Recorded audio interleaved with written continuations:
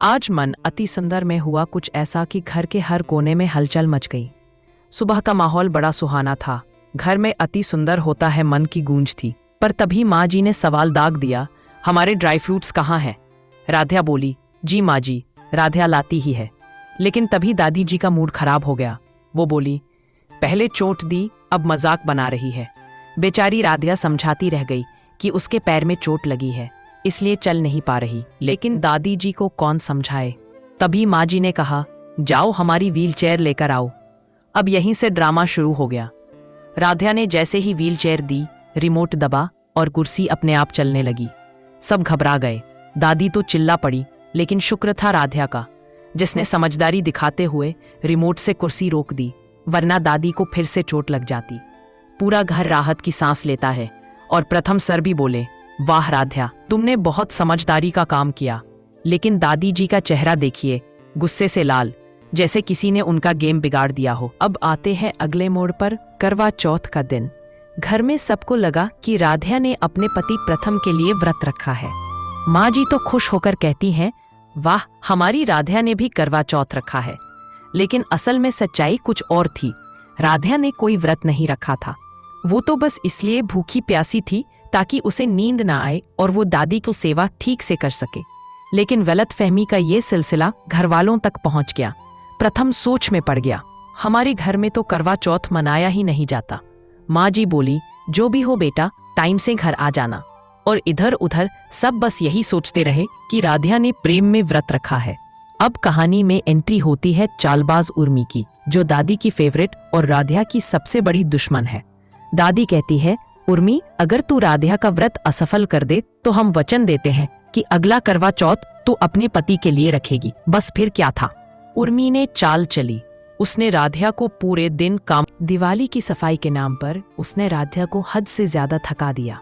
बेचारी राध्या भूखी प्यासी होकर भी हर काम मुस्कुराकर करती रही, क्योंकि उसका मकसद सिर्फ एक था, दादी की सेवा में कोई कमी न रहे। उधर ऑफिस में प्रथम को राध्या की याद सता रही थी।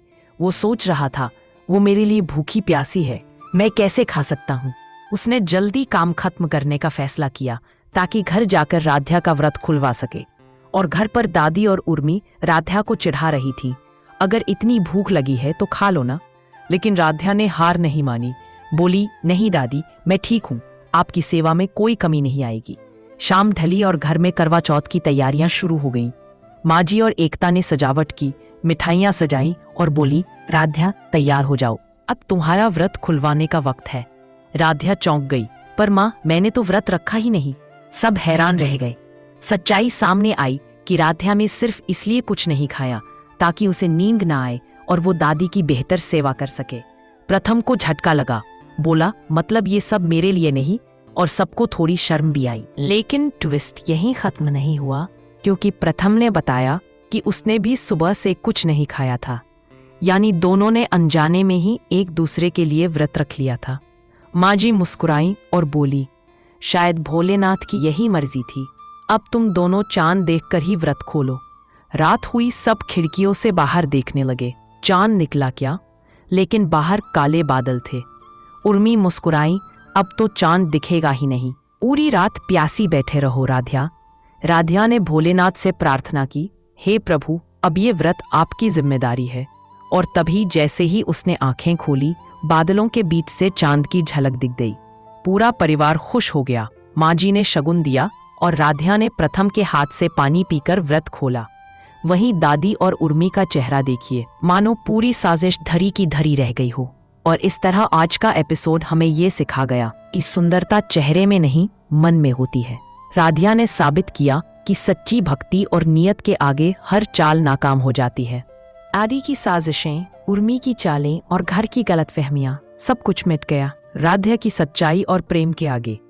अब देखना यह है कि कल दादी और उर्मी फिर कौन सा नया खेल खेलेंगी। लेकिन फिलहाल के लिए इतना ही दोस्तों।